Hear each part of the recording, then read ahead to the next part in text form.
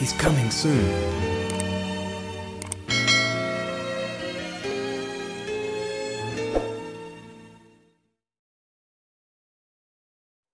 Shalom Aleichem. Shalom. Apa kabarnya? Haleluya, luar biasa. Yes. Tanah Nuha. Neinu Hadim. Kita itu Sangat istimewa. ya, Bapak Ibu Saudara yang dikasih oleh Bapak Yahweh, hari ini kita akan kembali dengarkan Dafar Elohim. Dan kali ini saya beri judul yaitu yang penting manut. Nah, Saudara, seringkali kadang manut atau mengikut itu tidak enak dan konotasinya negatif, Saudara. Nah, itu tergantung bagaimana kalau kita manut atau mengikut siapa, Saudara. Nah, di sini kita akan belajar yang penting manut. Oleh sebab itu kita akan baca dahulu kitab suci kita di dalam kitab Yeremiyahu. Kitab Yeremiyahu pasal yang ke-1 atau yang pertama, ayatnya 11 sampai 19. Yeremiyahu pasal yang ke-1 ayatnya 11 sampai dengan 19. Saya bacakan, saudara menyimak dengan baik. Dan datanglah firman Yahweh kepadaku dengan mengatakan, apa yang telah engkau lihat, Yeremiyahu? Dan aku berkata, aku melihat sebatang dahan pohon badang. Dan Yahweh berfirman kepadaku, engkau telah melihat dengan baik, karena akulah yang sedang berjaga-jaga atas firmanku untuk melaksanakannya. Dan datanglah kepadaku firman Yahweh yang kedua kalinya dengan mengatakan, apa yang engkau lihat? Dan aku berkata, aku melihat sebuah belanga yang ditiup dan arahnya dari sebelah utara. Dan Yahweh berfirman kepadaku, dari utara malapetaka akan dilepaskan terhadap semua yang tinggal di tanah itu. Sebab lihatlah, akulah yang memanggil seluruh kaum kerajaan utara, firman Yahweh, dan mereka akan masuk dan menempatkan tatanya masing-masing di pintu-pintu gerbang Yerusalem dan atas sekeliling temboknya dan atas semua kota Yehuda. Dan aku menyatakan hukumku terhadap mereka atas segala kejahatan mereka yang telah meninggalkan aku dan telah membakar ukupan kepada ilah-ilah lain serta menyembah pada buatan tangannya sendiri. Dan engkau harus bersiap-siap dan bangkit dan berbicara kepada mereka semua yang aku perintahkan kepadamu. Janganlah gentar di hadapan mereka, supaya aku jangan mengecewakan engkau di depan mereka. Dan aku, lihatlah, pada hari ini aku telah menjadikan engkau sebagai kota yang berkubu, dan sebagai tiang besi, dan sebagai tembok tembaga atas seluruh negeri raja-raja Yehuda, para penguasanya, imam-imamnya, dan atas rakyat di negeri itu. Lalu mereka akan berperang melawan engkau, tetapi mereka tidak akan mengalahkan engkau, karena aku bersamamu untuk membebaskan engkau, firman Yahweh. Amin. Nah, Bapak Ibu Saudara yang dikasih oleh Tuhan, yang penting manut artinya kita hanya suruh ngikut, manut sama Elohim, manut sama Tuhan. Ada orang yang dipanggil oleh Tuhan itu tidak selalu dalam kondisi dia berpendidikan tinggi, dalam kondisi dia pintar, dalam kondisi dia dewasa, dalam kondisi dia sudah lanjut usia. Karena dipanggil Tuhan itu kapan saja, dan itu adalah maunya Tuhan, bukan maunya kita. Kalau kita dipanggil Elohim, berarti Tuhan mau kita. Amin. Bukan kita yang menyodorkan diri, memaksakan diri. Berapa banyak orang dalam dunia pelayanan gagal. Kenapa? Karena memaksakan diri, bukan karena panggilan Tuhan. Nah, saudara yang dikasih oleh Bapak Yahweh, yang penting kita manut. Ada banyak sekali orang-orang yang dipanggil Tuhan dalam usia yang sangat belia, muda, saudara. Ada pemimpin dan pendeta besar di dunia yang sangat masih muda. Orangnya masih muda, tetapi sudah dipakai Tuhan luar biasa. Saya beri contoh adalah Canon Tipton. Canon Tipton itu dijuluki pendeta termuda di dunia. Canon Tipton itu termuda, saudara. Pendeta dijulukin pendeta termuda di dunia. Kenapa, saudara? Karena usianya baru 4 tahun, saudara. Si Canon Tipton ini sudah lancar khotbah. Bayangkan, saudara. Khotbah nggak gampang orang berkhotbah. Tapi beliau ini sudah lancar berkhotbah layaknya seorang pendeta besar. Orang yang hebat, saudara. Padahal bayangkan kalau usia 4 tahun itu baru TK saja, masih TK, masih kecil, saudara. Masih TK kecil, tapi ini sudah khotbah yang luar biasa layaknya orang dewasa. Mulai dari gayanya, intonasinya, penyampaiannya itu sudah luar biasa, saudara. Canon ini usianya masih sangat kecil, tapi sudah sangat luar biasa. Nah, Canon dia sudah mulai berkhotbah usia 21 tahun. Jadi 21 bulan. Bayangkan 21 bulan itu masih sangat kecil, saudara. Tetapi dia sudah mulai berlatih cara ngomong, menyampaikan firman, ngajarin orang, saudara. Dalam usia 21 bulan.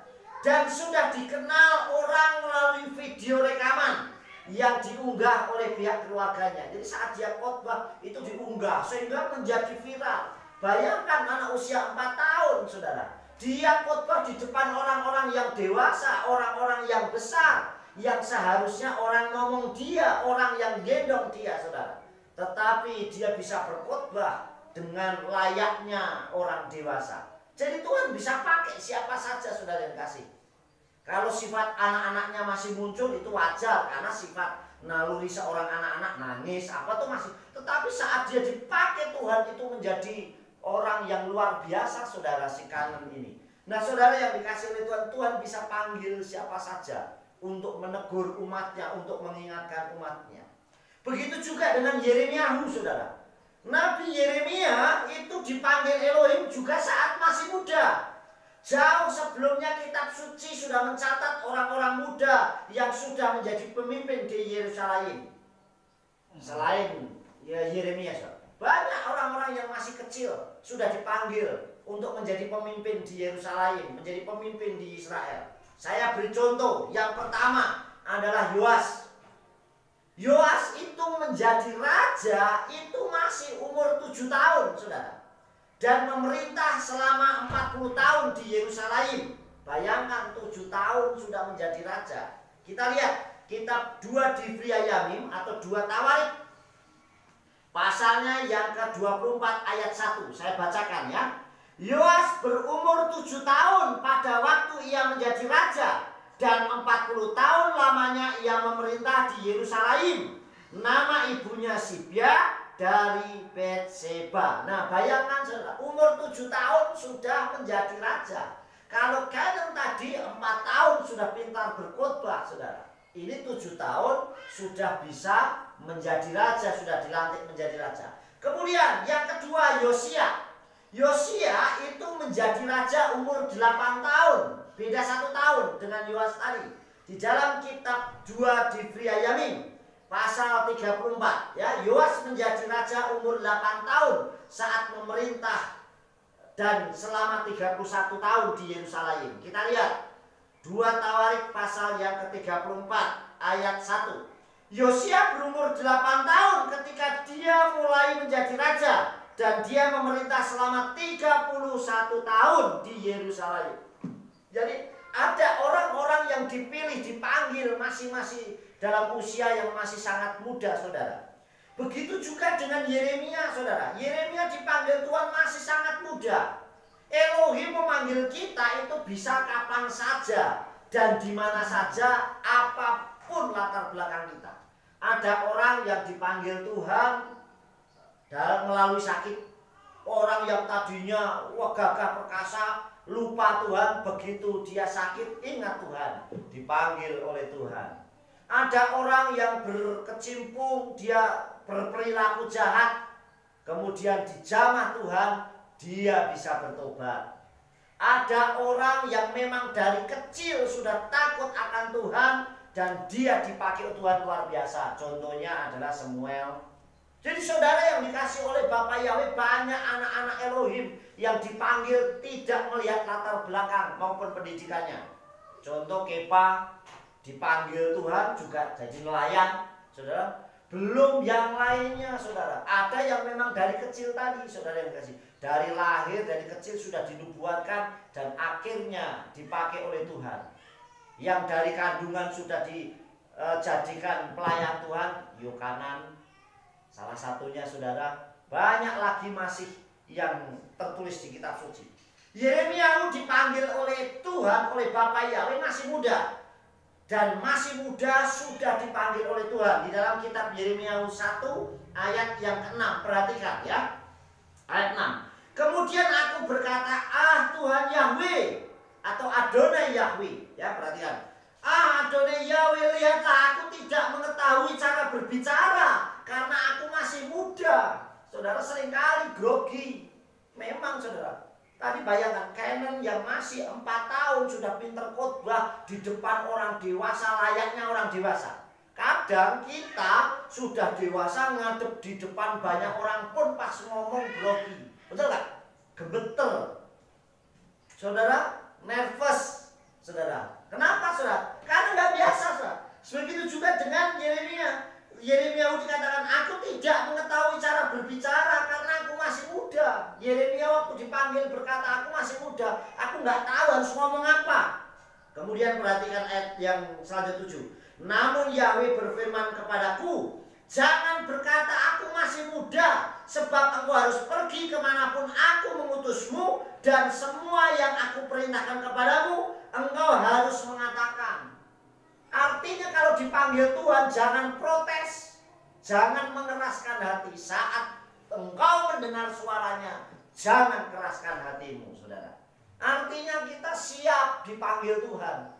Dan gak perlu takut nanti aku harus ngomong apa. Karena Tuhan, karena Bapak Yahweh pasti perlengkapi kita untuk kita akan ngomong apa, saudara. Amin. Nah kita aturlah nanti saya mau ngomong apa sampai di depan blank. Wis dilatih. Makanya kalau orang pidato kecuali baca ya. Kalau baca sudah ada teksnya tinggal baca. Wis dirancang nanti saya mau ngomong ini, saya mau ngomong ini. Begitu sampai depan mau ngomong apa ya? Lupa saudara. Apalagi yang nonton banyak orang. Saudara yang dikasih oleh Bapak Yahweh, Yeremia pun seperti itu. Tetapi panggilan dari kecil kalau Tuhan yang memanggil akan menjadi sesuatu yang besar. Amin. Yeremia bisa menjadi nabi besar yang luar biasa. Buktinya 52 pasal di kitab Yeremia. Ada 1364 ayat tertulis ya. Bayangkan 1300 nggak banyak. Itu kalau baca satu hari satu ayat butuh waktu sekitar 4 tahun. Cuman baca kitab Yeremia, saudara. Jadi kalau kita membaca kitab Yeremia, saudara yang dikasih oleh Tuhan, itu kalau seandainya satu hari satu pasal, satu hari 1364 itu butuh waktu 4 tahun. Cuman baca kitab Yeremia. Coba ya bayangin. Kalau satu hari satu pasal. Kalau satu hari itu bacanya itu sekitar satu ayat ya, satu pasal. Kalau tadi bacanya satu hari satu ayat butuh waktu 4 tahun. Tapi kalau baca satu hari itu satu pasal, kurang lebih sekitar 5 bulan baru selesai ya. 6, karena 6 kali 7 bulan, 7 kali 50, 7 kali 50 berarti 350. Sehari kan 1 tahun 365 hari ya, satu pasal gitu. Butuh waktunya masih berbulan-bulan, saudara. Itu baru Yeremia. Makanya hari ini saudara kita membaca kitab sucinya, mungkin ada orang yang tanya tadi pada nanya, Pak, loh ini Ayub 1 habis baca Ayub kok Ayub lagi, kok nggak yang lain? Habis Ayub 5 kok Ayub 6? Harusnya kan habis Ayub 4 ya 5 terus yang lain. Karena kita tinggal baca 2 kitab selesai, yaitu kitab 2 Divriyamim atau 2 Tawarik dan kitab Ayub. Semua kitab kita sudah baca semua. Jadi kalau kita baca kitab Ayub, karena yang baca kan 3 orang nih. Makanya karena kita baca kitab Ayub baca 2 pasal. Amin. Nah, minggu depan gantian yang kitab Divriyayamim kita baca yang 2 pasal, Ayubnya 1 pasal. Nanti tidak sampai akhir tahun semua kitab dari Kejadian, dari Berisit sampai Guyana, dari Kejadian sampai Wahyu kita sudah selesai baca lagi. Amin. Jadi semuanya selesai. Memang kalau yang baru mengikuti bingung loh, kok ini habis kemarin Iub, kok terus sekarang Iub lagi 2 pasal. Nah, karena kita udah mau selesai, nggak mungkin mengulang lagi. Biar selesai dulu, kalau sudah selesai baru kita akan ulang lagi atau membaca kitab-kitab yang lain. Amin. Nah, saudara yang dikasih oleh Bapak Yahweh, begitu juga saudara. Saat Yeremia dipanggil, jika kita mengikuti panggilan Elohim, kita nggak mungkin dibiarkan. Seperti tadi Yeremia, aku masih muda Tuhan, aku nggak tahu harus ngomong apa, aku harus berkata apa karena aku masih muda. Jangan berkata aku masih muda, jangan protes Tuhan ngomong. Jangan berkata aku masih muda, sebab engkau harus pergi kemanapun aku utus. Jadi kalau disuruh Tuhan kita harus pergi. Saudara yang dikasih Tuhan, kemanapun aku utus. Dan dikatakan, ya ayat selanjutnya tadi, sebab engkau harus pergi dan kemanapun aku mengutusmu, dan semua yang aku perintahkan kepadamu engkau harus mengatakannya. Jadi apapun yang Tuhan ngomong ya sampaikan. Justru jangan menjauh dari Tuhan. Saudara perhatikan, saya kasih contoh, yaitu Yona atau Yunus. Yona itu mendapat panggilan Tuhan suruh pergi ke Niniwe, tetapi justru dia pergi ke Tarsus ini berseberangan. Semakin dia menjauh dari panggilan Tuhan, semakin gelombangnya besar. Semakin dia menjauh dari Tuhan, semakin tantangannya semakin besar. Kenapa? Karena pasti ditarik kembali, saudara. Dan buktinya begitu dia masuk ke Niniwe, apakah dia mati? Apakah dia teraniaya? Tidak, karena Tuhan pasti sertai. Amin. Kalau yang nyuruh Tuhan, buktinya sudah kita lihat ya. Yang pertama, Abba Yahweh Elohim yang berjaga-jaga. Artinya Elohim yang melakukan, kita hanya menjadi alatnya saja. Lihat ayat yang kita baca tadi ya, perhatikan ayat yang ke-12. Ya. Dan Yahweh berfirman kepadaku, engkau telah melihat dengan baik, karena akulah yang sedang berjaga-jaga, dan firmanku atas firmanku untuk dilaksanakan, untuk melaksanakannya. Jadi saudara, yang berjaga-jaga Tuhan, kita ini cuma dipakai alatnya saja, saudara. Amin. Tuhan mau memakai kita, semuanya Tuhan yang mengerjakan, saudara. Jadi yang pertama, Abba Yahweh Elohim yang berjaga-jaga. Artinya Elohim yang melakukan kehendaknya. Kita hanya menjadi alatnya. Yang kedua, sampaikan pesan Elohim apapun kondisi dan resikonya. Jangan pernah tawar hati. Lihat ayat 17.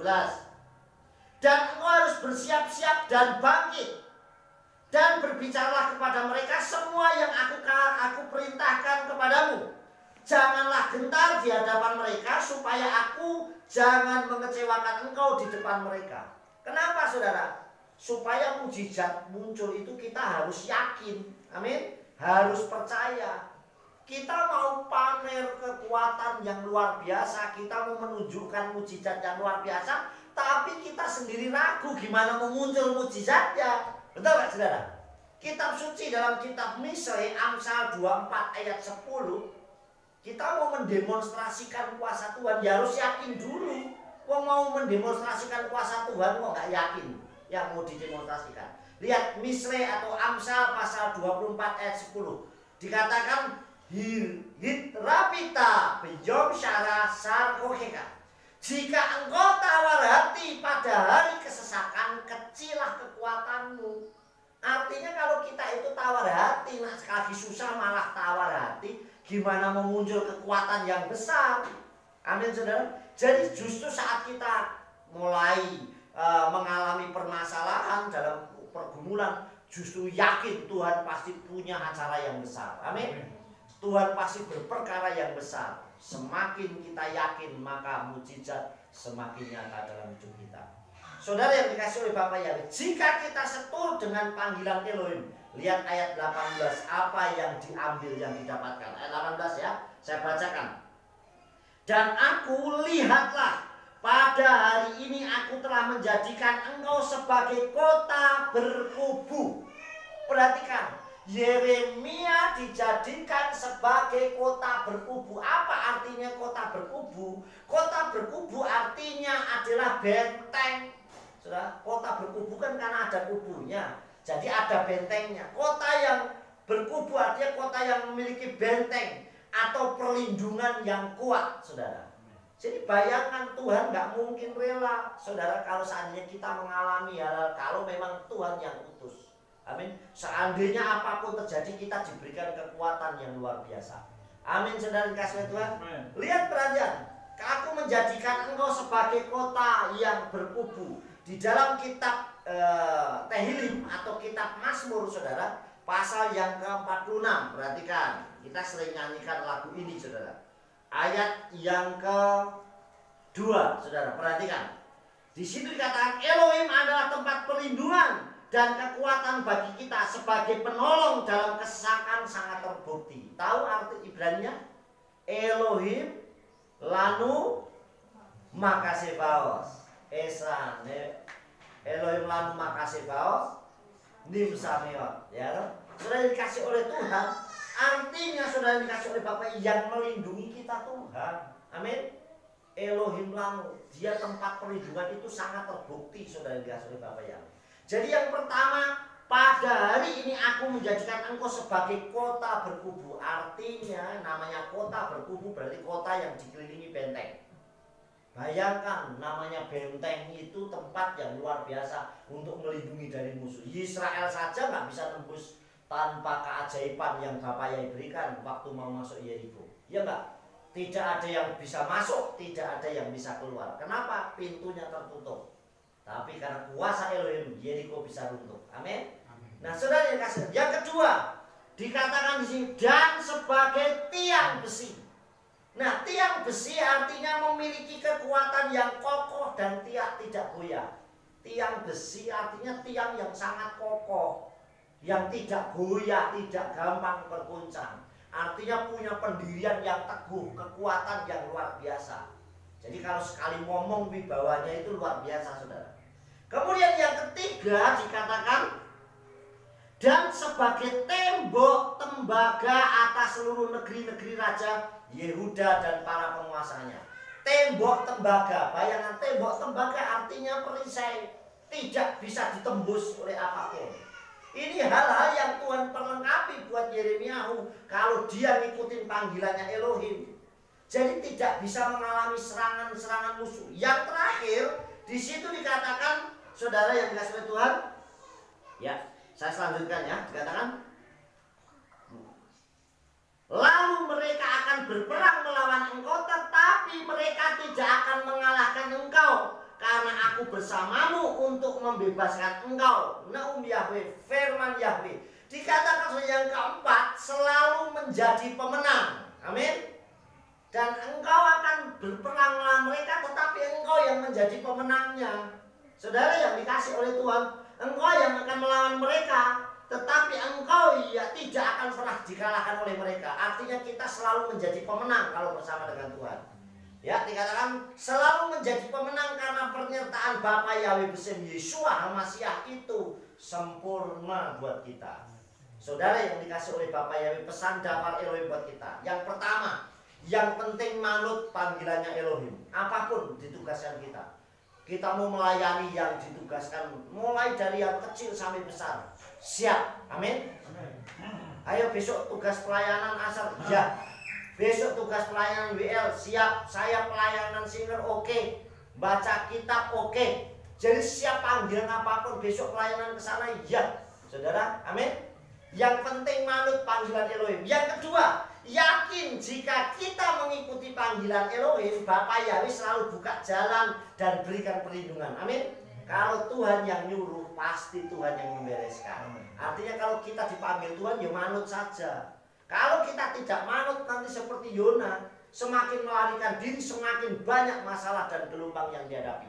Yang ketiga, penyertaan Bapa Yahweh, penyertaan Yeshua HaMashiach itu bukan hanya sementara, tapi selamanya. Amin. Kalau kita dipanggil, penyertaannya itu sempurna selamanya. Matai pasal 28 ayat 20b dikatakan, "Hine anoki eye imakem, At akaridasanim la et olam amin. Dan lihatlah aku ada bersamamu sepanjang masa sampai kesudahan zaman. Amin. Jadi Tuhan menyertai kita bukan sampai hari ini, sampai besok, tapi sampai selama-lamanya. Amin saudara. Oleh sebab itu yakinlah, yang penting kita manut sama Elohim. Pasti Tuhan berikan jalan yang terbaik seperti Nabi Yeremia. Kita akan dibuat bahwa kita memiliki kota berkubu. Artinya tubuh kita itu pasti dijagai, dilindungi.